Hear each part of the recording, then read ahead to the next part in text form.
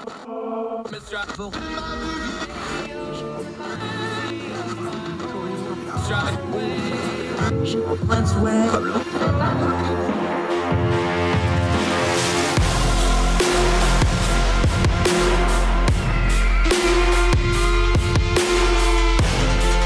your host, Andrew Donaldson.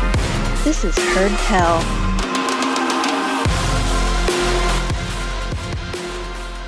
It's Heard Tell Radio for Monday, December the 13th. Thank you so much for joining us. I'm Andrew Donaldson. Wherever you are across the street or around the world, so glad you decided to spend a little time with us, whether you're watching on the YouTube page or on the Facebook live stream for Big Talker FM, listening on any of the podcasting platforms. Thank you so much for joining us. We appreciate you subscribing and listening and sharing and telling others about the program. A lot to talk about today. We're going to talk a little bit of living history. We're going to talk to our friend and economist Jericho Hill about inflation and the economy and how we're talking about the inflation and economy to make sure we turn down the news cycle noise on that issue that just seems to not want to go away.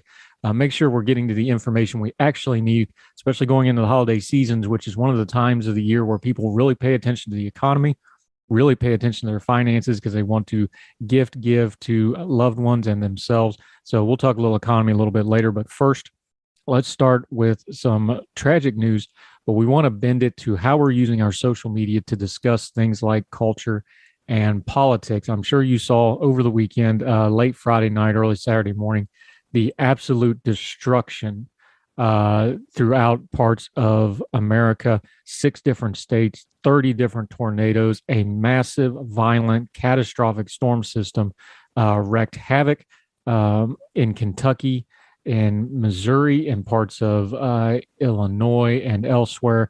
The pictures and the images are devastating. What was going on social media in the wake of it was depressingly predictable. We talk a lot on this program about turning down the news cycle noise. That's because there's just a lot of noise out there. There's a lot of reactionism. There's a lot of people just doing not good things with the power of technology that they hold in their hands.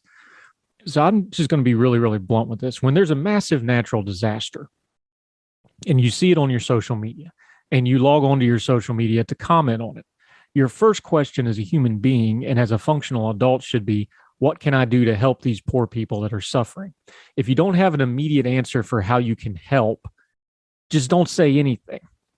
You don't have to take a natural disaster and immediately take it and the suffering of real life people in real life places and plug it into your online political debates that are ongoing. Some things just shouldn't be fodder, especially while we're still haven't recovered all the bodies and while family members are still wondering where their loved ones are. I don't care if you don't like the politicians from certain states. I don't care about the stereotypes you have about certain states. When there's a massive natural disaster and we have dozens and dozens of people killed, and in this case, we have entire towns wiped off the map and destroyed, your first reaction should not be what your politics are. It should be, what can we do to help those people? And if you can't think of something to help those people, just shut up for a couple of days. We talk about the 24-hour rule after breaking news to make sure we get the story right. If you get super emotional about these things and want to talk about something other than the suffering of the people involved, why don't you institute your own 24-hour rule and just give it a break? Now, if you want to criticize politicians for not preparing or for some hypocrisy for how they funded other places and not themselves, or vice versa, they denied funding for other places but not themselves and now want it for a emergency or a natural disaster, there's a time for that. And the time for that will be after the recovery process is done while they're building back. Then we can discuss policy. Sometimes we forget that in the sending of our cat pictures and our memes and our joking around online, we're talking about a lot of political and cultural events. We're talking about people. We should always keep our culture and politics people-centered, because otherwise we start losing track of our own humanity, and we end up going really, really dark places. Now, having said all that and ranted about it for a minute, let's talk about how you can help these people. I would suggest, and I strongly recommend, that you follow people from the actual area on your social media. Try to use local news as much as possible on your social media when keeping up with these events. There's a couple reasons for that. Everything's nationalized in our country now. We talk about it with our politics all the time, but our news media coverage is very nationalized. This is a perfect opportunity to follow and support local reporters, local on the ground reporters who are covering these things. Because now that we're starting to talk about how we can help and people want to donate and other things, you will be abreast to what's actually going on the ground. I don't want to disparage any national or international aid organizations. Many of them do great work. But part of their fundraising process, because they have to fundraise all the time because they have massive amounts of overhead to have national coverage or international coverage on the things they do.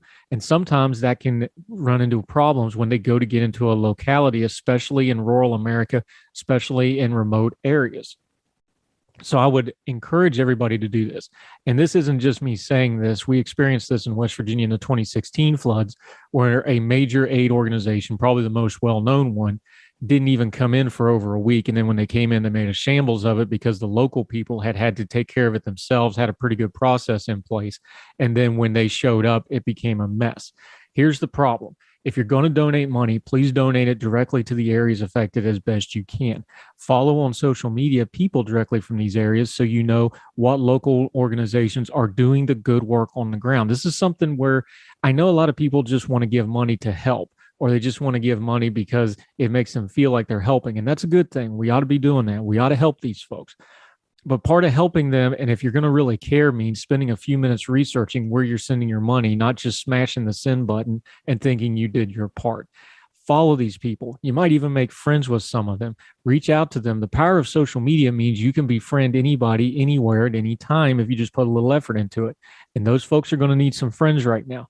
A lot of them probably want to know that the wider world is paying attention to them, especially in the coming days and in the coming weeks once the news coverage starts to rescind. But the building process is only just beginning, and the grieving process is only just taking hold. So I would encourage everyone, get involved on your social media by engaging with people in these communities, organizations in these communities, local organizations, church organizations, religious organizations, school organizations. There'll be all kinds of local organizations that can take that money and put it directly in the community without it going into these massive companies and corporations, which is what the major aid organizations are. They have corporate structures. They've got to pay a lot of people. They got a lot of overhead. Put it directly into these communities as much as possible. It'll do more good that way. You can feel better about it that way. And it's a real life example of putting your money where your mouth is and turning down the news cycle noise, not just in what we're discussing, but turning down the noise on how to actually help people in a very real life way. One of the great things about America is our charity. There's all kinds of statistics about how charitable the American people are in giving money. We need to also have some discernment in how we give our money and make sure we're giving that money in a smart way, in an effective way, and getting it to the people who need it the most. And we know we'll rise to the challenge, and we know the people there will rebuild and they will come back, and we should help them as much as we can. And in the meantime, whether we give money or not, our thoughts and prayers are with them, and we need to keep them in mind in the days and weeks coming ahead. It's Heard Tell Radio for Monday, December the 13th. So glad you're with us, whether you're listening on the streams or on Big Talker or on YouTube or wherever. Thank you so much for being with us. A lot of good show today. We're going to talk about some economics with Jericho Hill.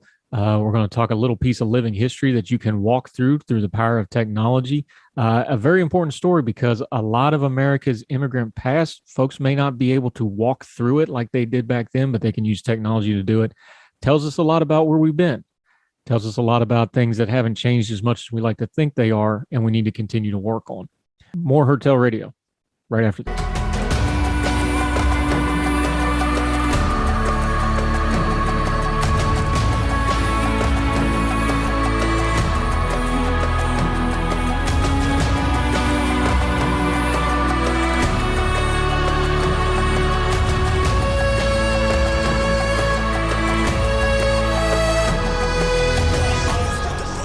Welcome back to Heard Tell Radio. I'm Andrew Donaldson. Thank you for joining us. The year of our Lord 2021 is almost over.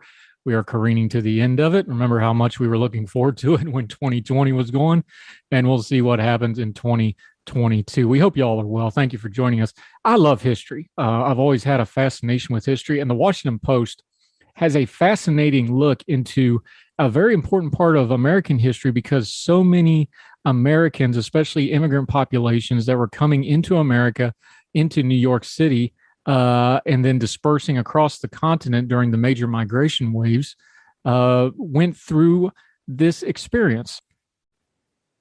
So what the Washington Post has done is they have a interactive, it's an article, but it's an interactive walkthrough of the Tenement Museum in New York City. This property, 97 Orchard Street, has been preserved as a late 1800s tenement. And they had to balance some things because they have to have modern safety concerns and things like that. But they've preserved as much of it as possible. And it's really, really fascinating how this works and what it looks like. And it's a great window into the past. For example, in these really roughshod apartments around 1890, the landlords, I'm reading from the piece, installed windows between the parlor and the kitchen to increase airflow and light at a time thought to help reduce TB outbreaks. They also liked trying to make their spaces more attractive in the competitive world of short-term tenement rentals. Some things never change. At the same time, there was a larger movement to improve conditions in New York tenements. In 1901, a new tenement law required indoor plumbing and gas lighting. It was dark because they had no electricity back in those days. It was lit with gas, little gas lights. You had to keep feeding the meter, the gas meter, with quarters. Can you imagine this? Having a vending machine to get your light in your house. I remember my father getting up on a chair and throwing a quarter. This is a quote from the audio from one of them former tenants. I remember my father getting up out in a chair and throwing a quarter in when the lights went out, just put another quarter in. And we conserved it as much as we could. Now, I've heard the old timers refer to air conditioning as bought air, but that was actually happening for these people. It's an amazing walkthrough. There's a basement saloon. You can see the decayed walls, the bathrooms. The apartments didn't have their own bathroom. The toilet was in the hallway. An air shaft was built into the hallway. It's just a big hole to eliminate odors from the toilets. Walls were moved and some tenements had less space. As of 1905, reading from the piece again, when these water closets were installed, the residence water closet here being just a toilet and it looks like a closet you could barely get in. The residents of this apartment no longer had to descend to the basement level to use the bathroom. Can you imagine going to the basement of your building to use the bathroom? Continuing this walkthrough, it's fascinating when you start looking at some of the bedrooms. This door at the rear of what is known as the Levine family apartment allowed residents to move between the front and the back of the building in case of a fire. You had to go through each other's apartments to get out in case of a fire. The door was supposed to be kept unlocked, which meant privacy had to be negotiated between neighbors. Lines between private and public spaces were fluid, and children who grew up in buildings like this one remembers using the city as a playground when conditions were cramped at home. There was a living room, a kitchen, and a bedroom. Each room had a window in it, but one room had a window was like from the kitchen to the bedroom. So these are just windows between rooms, which the law demanded that each room should have a window, even though it wasn't going anywhere. But they put a window to make it legal, but it was covered all the time. To build public support for reform, progressive activists often represented New York's tenements as dark, overcrowded, and dangerous. And to be fair, that was usually the case. They were, but they were also homes and often workplaces. The Levin family used this room as both a living and a garment-making space. An 1892 inspector's report indicated that there were 3 employees working full-time in this front room making dresses, putting in 10-hour shifts. You want to talk about sweatshops? This is would be small living room by anybody's standard, and they got 3 people in here working 10-hour shifts making garments. Just amazing. Continuing on. In 1924, the fear of immigration reached a peak in the United States past the Johnson-Reed Act, barring most immigrants from Asia and cutting by 80% the arrivals from the Western Hemisphere. In 1934, New York required landlords to replace wooden stairs with brick or masonry. Obviously, wooden stair fires were horrible because not only does it spread the fire, but it cuts off your only means of escape, and it was a horrific fate that too many people met back then. Back to the article. Fewer immigrants, stricter housing codes, and upward social mobility depressed the demand for apartments in such buildings. A year later, the owner, this would be 1925 now, the owner of 97 Orchard Street evicted his remaining tenants and closed the upper floor apartments, leaving only a few businesses on the lower 2 levels. For more than half a century, these apartments fell into ruin until the Tenement Museum moved in and started to recreate the lives of the building's former occupants. Millions of Americans can trace their ancestry back to buildings like this one, and collective memory frequently softens the narrative. Conditions were often so dire and disease rampant, and tenement laws were driven as much by xenophobia and a genuine concern for the poor. The fear of outsiders, often associated with actual and metaphorical disease, continues to shape America's views of our own identity and security. Today, these buildings are a part of a thriving neighborhood, with many apartments joined to create larger, more habitable spaces. And the Tenement Museum continues its mission to preserve and memorialize the lives, not of the great and the famous, but of the ordinary Americans who did their best to make this place home. I often wondered, being a West Virginia, Appalachia was heavily settled by immigrants, heavily Scott-Irish folks that came down. And a lot in the coal fields, you had a lot of Eastern Europeans and others. You had free slaves from the South coming north looking for work and these sorts of things. And I always wondered why they settled in a place like West Virginia. And then you read about the New York City of the 19th and early 20th century and just the absolute squalor these folks that came over had to deal with. And then you go to somewhere like in Ireland and you see all the green. And then I go to my home in West Virginia and I see all that green. And you think of these tenement livings. Those folks must have thought they died and gone home again when they saw all those mountains and greenery and open space. It's an important part of our history because so many people immigrated through New York City, Ellis Island, that sort of thing, and then spread all through the country. We should understand as they spread across the country, the experiences they had in those tenements must have had a great effect on them. Not just their living conditions. It would have affected their politics. It would have affected their worldview. It affected the way they sensed community. It affected the way they raised their families.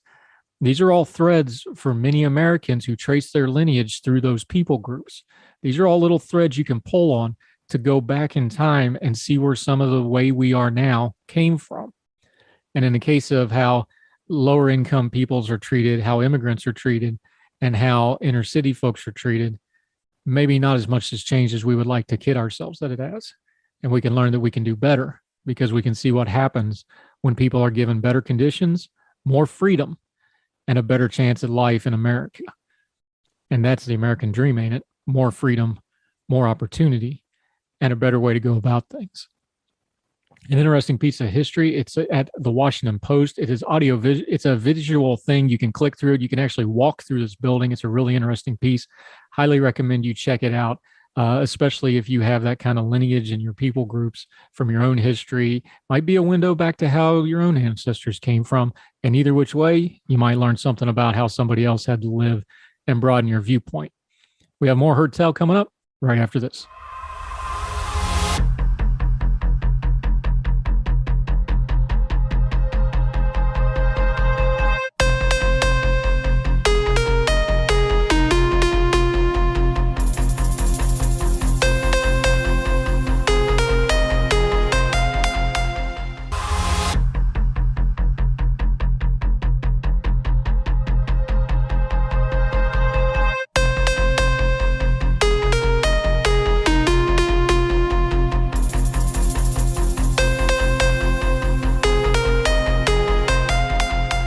Radio, and I get to talk to a good friend. He's a contributor at ordinary-times.com.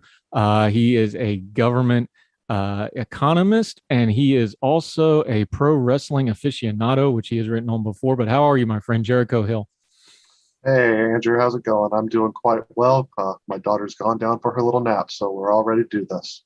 I think all economists should have to have toddlers around when they're working. I think it would keep them invested in the world in a real way beyond just numbers and such. Would that be something they should add? Like they say, all leaders should have to do customer service. Maybe all economists should have to deal with toddlers at some point. What do you think?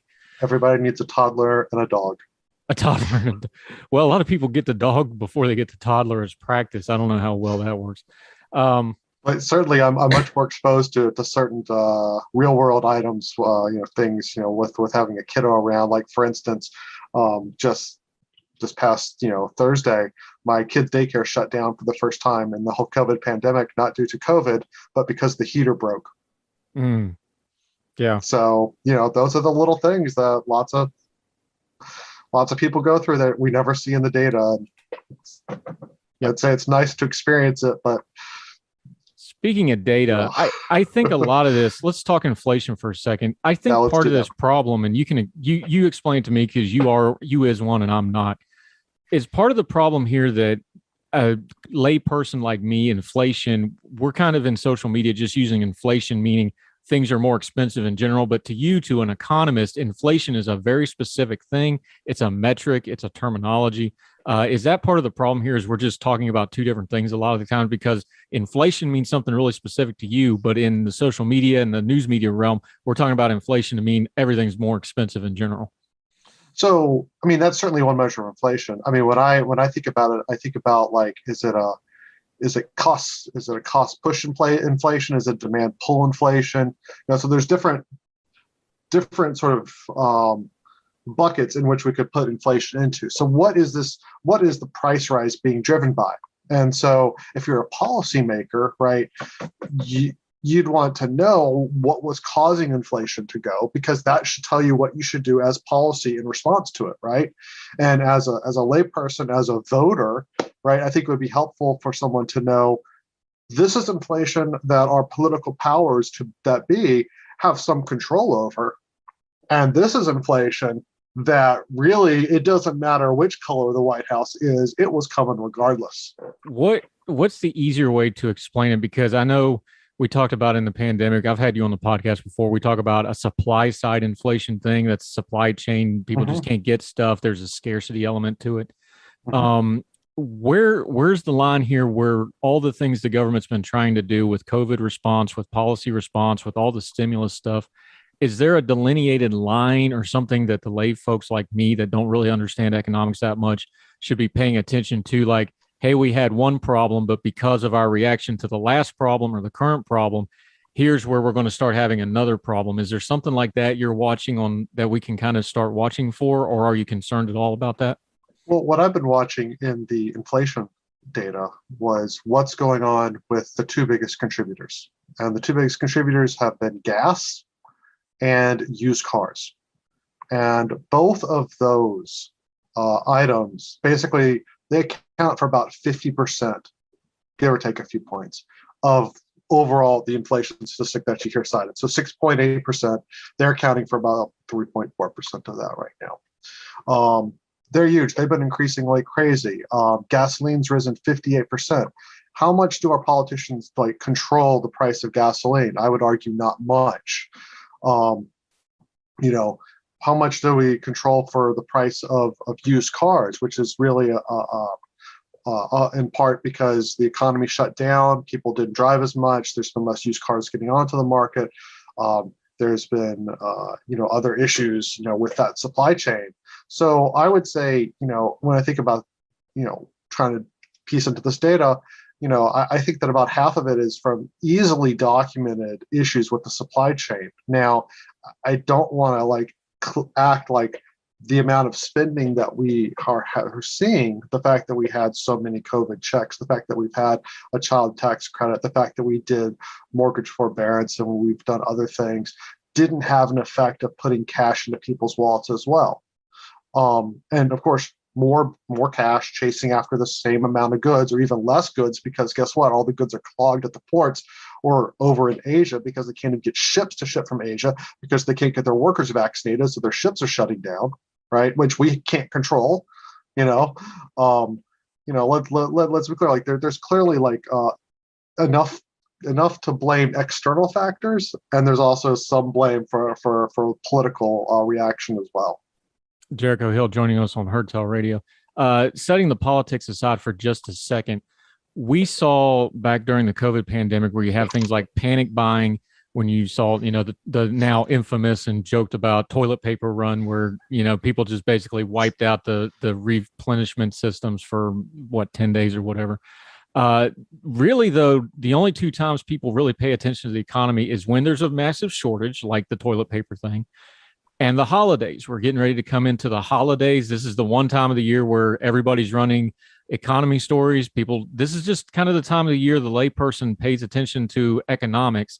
What is it you're feeling of this economic holiday season? And I don't just mean the shopping part of it, and because they always want to talk about retail sales, but what's your overall feeling? Because you talked about gas and used cars. Your car and your gas, that's a huge expenditure for most households. What's your impression of what this holiday season is going to look like economically? Because that kind of sets the tone for the next quarter most years. Well, I didn't even talk about housing, because we know that there's a lot of housing markets as well that have been shooting up in price. Although overall, the housing price cost rise has not been that much more than what we'd expect in normal times. Clearly, in some markets, it's been quite substantial, and folks who rent are seeing their rents go up by double digits in some markets. So, I don't want to just ignore that side of the story too. But look, gas is. Let's think about purchases that we make every day, and that is what is recognizable and cognizable to the average person. And yeah, they're they're seeing those go up. So, they're probably, I would imagine if I drove a lot, I would be, very concerned about the price of gas, as well. I'm one of the fortunate folks that, gets to work from home pretty much all the time, and my grocery store is 3 blocks away, so I don't really drive that much. So in terms of like what we're expecting for like the holiday season, now I'm not a holiday economist by any stretch of the imagination, but if I read the data that's seen reported, it looks like online sales and sort of deliveries through your Amazons, UPS, FedEx is going to do pretty well. The question is, does the gas price change? Does that impact folks' travel plans?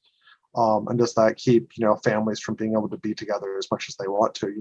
That would be pretty salient, I think, on voters' minds. And I get what's going on. At the political level, and I wanted to pivot to this. As an economist, I look at what's going on with inflation, and I think a year out, 2 years out, and I sort of have ideas of where that's going, and I'm happy to talk about that.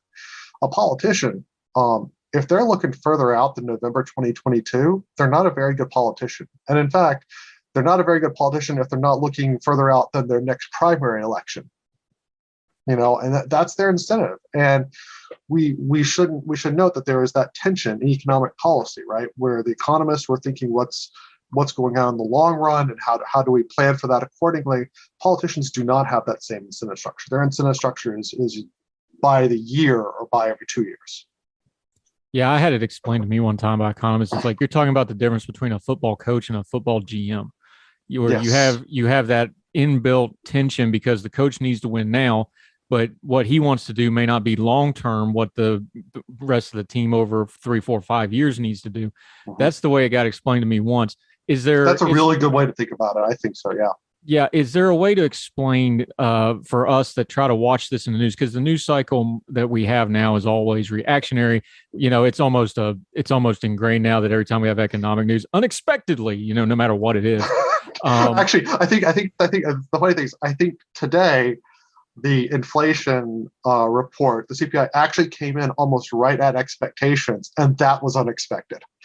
See, it just works for everything. But just for people like me, that you have to explain this stuff to me like I'm 5 years old. Where can we get that information? Because like you said, the economy and politics are two parallel things, but they're not running at the same speed. So how do we get ahead of the news a little bit and stay abreast of politics when you have a news cycle going one speed and then what's actually going on in economics running at a different speed, but they're parallel and they do intersect a lot? So a really good way I would say to you is one, you can read, if you're so inclined, you can read the BLS CPI report when it comes out, like the one that came out this morning. It's actually not that bad in terms of language. It's fairly easy to track. I mean, it says the energy index rose 33% over the last 12 months. I think we all understand what that means. And you don't need to be an economist with a fancy degree to figure that out. So you can get a lot of that information, sort of just right from the report, and it's very in clear language. Now, if you want to know how economists are thinking long term, look, a great source that I would say is Bloomberg runs a survey that comes out about once a quarter, and it has essentially economists' expectations of inflation and industry, analysts' expectations of inflation. And so you can sort of see like what's going on. So for instance, I'm looking at this Bloomberg report from a couple of weeks ago, and we've seen that close term inflation over the next quarter or two, as they've done these surveys, has been trending upward. So we've been expecting more and more and more inflation. And a lot of that is because of supply chain issues with respect to Delta and causing havoc. And other parts of it is going to be people spending more money now that we're getting closer and closer to holiday season, and people spending more money because they're going out and they're seeing their family. We've been cooped up for a long time. It's a lot to ask from a social creature to stay cooped up, and people are going to spend. And I get that. But then if we look at next year, we look at quarter 2, quarter 3, the expectations have not been shifting that much. And we're still looking at, low 3s, high 2s is what the expectation that will be at around Labor Day. We're talking economics and the economy with economist Jericho Hill, our friend. He's a contributor at ordinary-times.com. More Heard Tell Radio and more conversation with him right after this.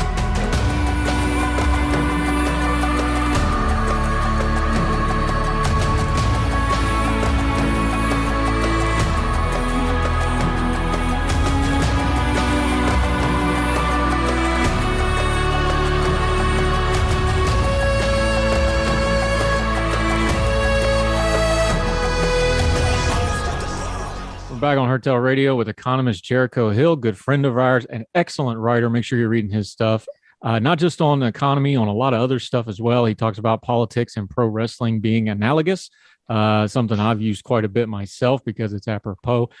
Jericho Hill, how are you, my friend? Doing fantastic today. Thanks for sticking with us. More than happy to. I want to ask you, because we're talking economics, the thing that just seems to be breaking people's minds when they try to dig into this is we have kind of a unique situation where we have a low unemployment figure, which is usually considered to be a really good thing. Yep. But all people keep hearing about is a labor shortage. This just does not make sense to people. It doesn't make sense to economists in a lot of ways as well, from what they've been saying. How do we navigate that? Because it's kind of a unique thing. Doesn't seem like it's happened a lot, but it just seems to be a reality that both of those things are true, even though everything we've kind of been brought to bear to understand is they really shouldn't be, but they are. So let's back up a little bit. You're talking about the unemployment rate. And one, there's a lot of different kinds of unemployment, and the one that right, there's like 20. What is it, like 20 different ones in the actual unemployment rate? So everybody says U3, and that's right. The general unemployment rate that's reported out by the government and whatnot, and that's the one we use. There's also something that we consider sort of the labor force participation rate. That's how many people that would be considered part of the labor force. That's like your 18 to 62 or 64. I can't remember the number.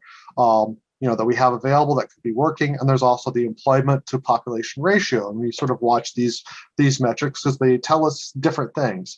And what we can see is if we compare ourselves to like pre-COVID crisis, some of those measures still have not caught back up to where they were pre-crisis. So that says that, it tells me there are some folks that were in the labor market that were working in 2018 that for a variety of reasons are still not back.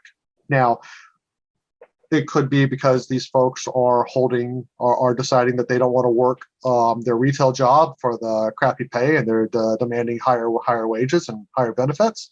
And so they're sitting on the sidelines and they're able to afford to do that. It could be that you had some workers who were 60 years old and decided that COVID was enough, and they wanted to enjoy their years they had remaining and not keep working. And so they left before, we would expect them to. So there's a lot of things to unpack there, but I think, we could say this is a reason that we maybe don't want to worry about it. But I think that in general, those measures tell us that there's still a decent chunk of folks that are sitting on the sidelines who could work, who are making a decision not to work. Now, how do you coax those folks back to come and work? That's a policymaker's job. I'm an economist. So I would read into that, and so I think you can simultaneously have low unemployment, which excludes people who are not actively looking for work. That's that employment metric that we always hear about, right? While having a labor shortage, because those people would not be counted as unemployed per that unemployment survey, right? But you would see that in the employment population ratios, those folks would have disappeared. That makes sense. Jericho Hill joining us on Hertel Radio. Since you brought it up, let me just ask you, because you do live in a world that is data driven, it's analysis driven, it's a metric driven thing. God, I hope so. We keep us too. We keep talking about pre-COVID. At what point does the data sets have to just reset and go, okay, things have settled down, we're post-COVID now, this is the new reality? Is that 3 years, 5 years? When you're an economist and you're setting, because economists, you guys work off models a lot, you work off projections. When is it that we just go, okay, and I know COVID's not over yet, but when is it that you're just going to have to be like, all right, pre-COVID was pre-COVID and that's not coming back, this is the new normal? Well, I don't think pre-COVID is coming back. For starters, I think you have a significant chunk of the white collar workforce that will be working mainly from home going forward, and that's been a change. I think that you're going to see companies. This was a really good link that I was watching on CNBC about warehousing and the amount of building and construction of warehouses in the U.S. to handle supply chain logistics has been going gangbusters over the last 2 or 3 years, and companies are leasing out these buildings before they're even constructed. So when I think about that, I think the model of how we got our goods before, which was just in time, had almost no resiliency in the face of a global economic shutdown caused by a virus. So I suspect that we'll move possibly from a just-in-time system over a couple of years to a just-in-case system. Well, there'll be some redundancy and some ability to handle a crisis of sorts that would happen to keep goods moving.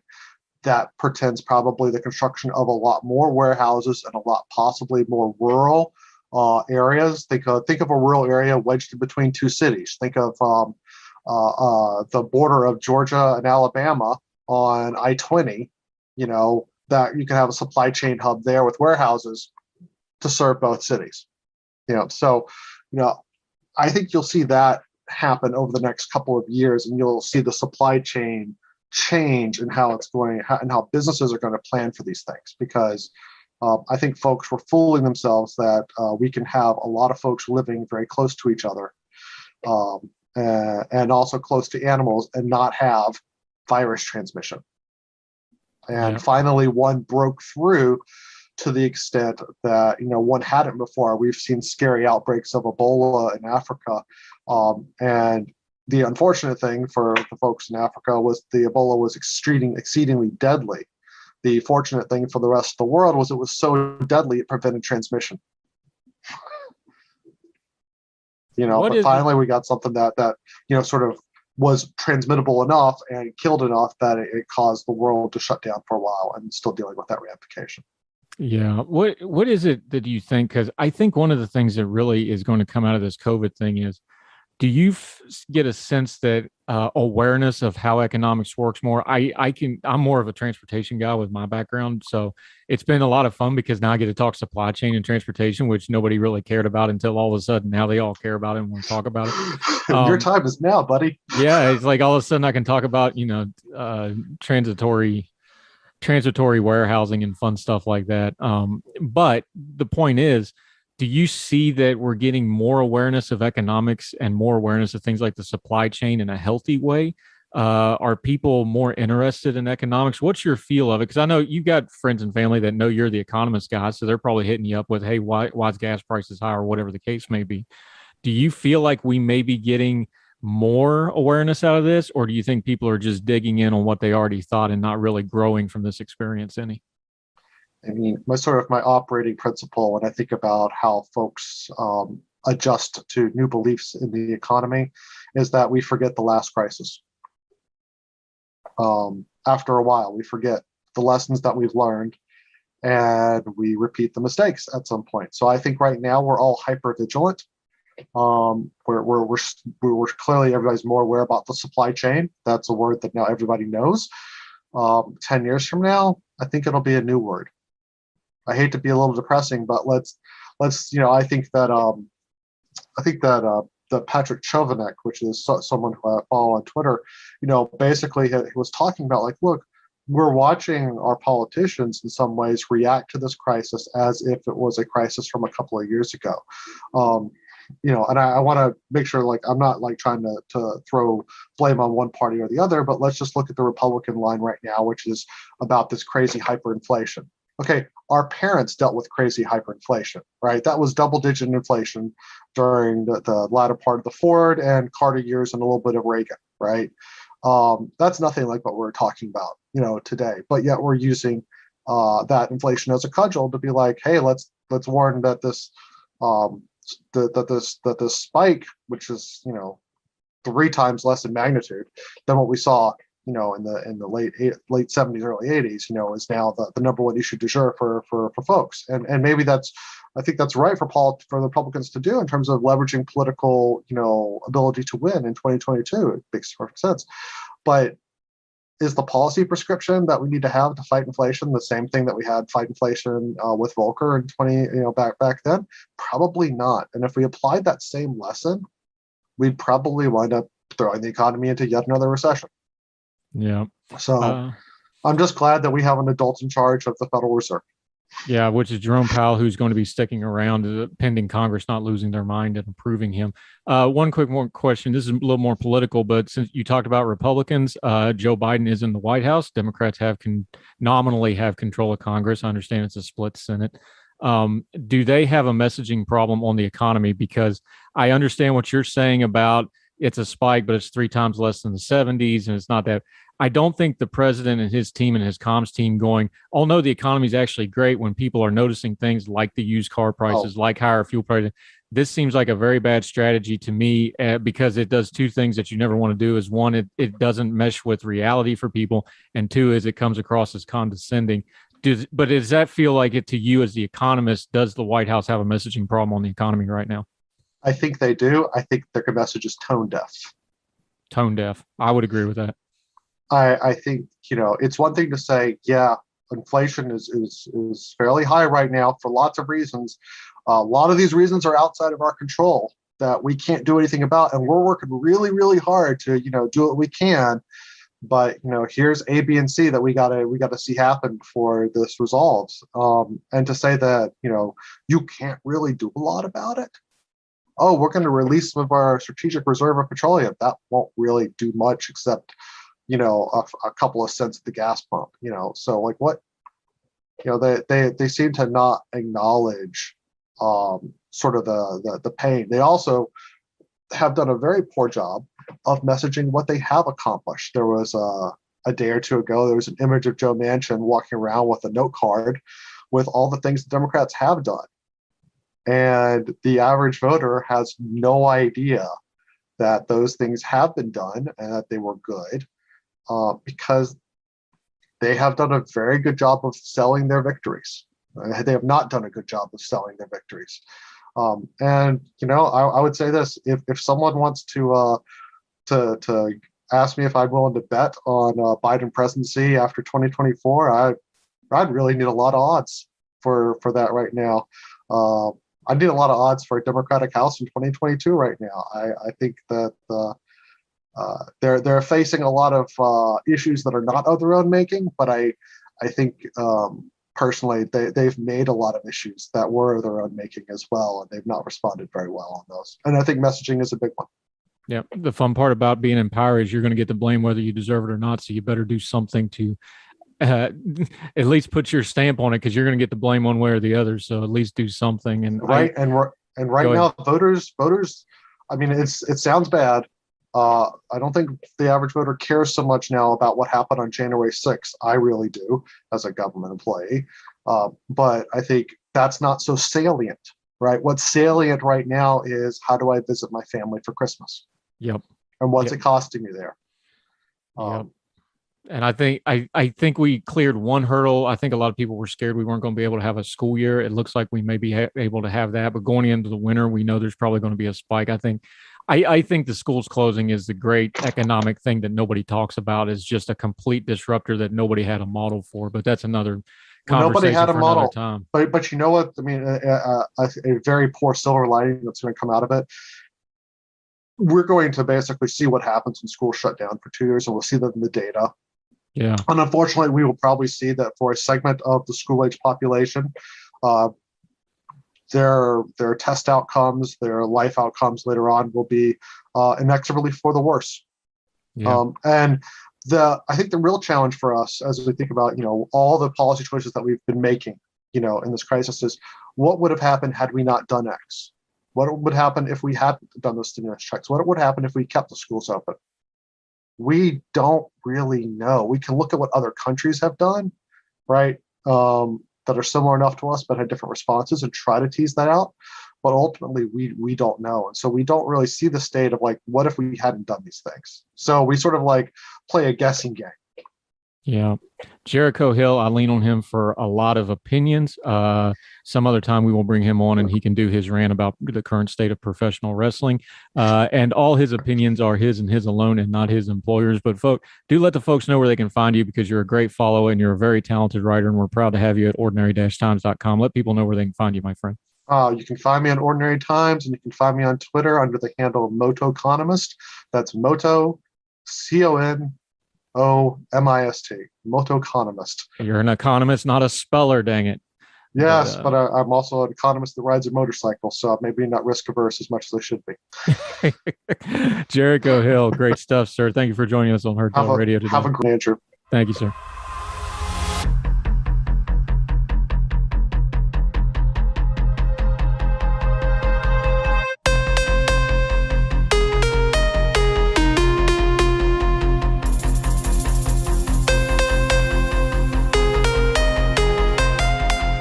Welcome back to Herdtail Radio. I'm Andrew Donaldson. Thank you so much for joining us today. If you've missed any of the episodes of either Herdtail Radio, which is the weekday version of what we do here, or if you missed any of the Herdtail podcasts, the excellent long-form discussions we have with knowledgeable guests to turn down the noise of the news cycle, all of those are available if you subscribe to the program. You can subscribe on YouTube and watch it, or you can subscribe wherever you get your podcasts, iTunes, Spotify, wherever. We're on all those platforms. Subscribing gets you both. You get the weekdays, Herdtail Radio, and the long-form Herdtail podcast. We hope you check it out. You can go back and watch all the past episodes. We're up to 31 episodes on the podcast. The latest with our friend Dennis Sanders will be excerpting soon for you on the radio program as well. Also, we're streaming on the Big Talker across all their platforms, the Listen Live tab on their website. You can download their app, listen that way, or on their Facebook page. If you're big on the Facebook videos are there streaming at 6 a.m. and a replay at 3 p.m. And if you go on the Facebook video page, you can watch it anytime. Wherever you are across the street or around the world, we're sure glad you take a little bit of time to listen to the program. That'll do it for Herdtail for this Monday, December the 13th. Thank you so much for joining us wherever you are across the street or around the world. We hope you and yours are well. We hope you're well fed. Till we talk to you next time, y'all take care.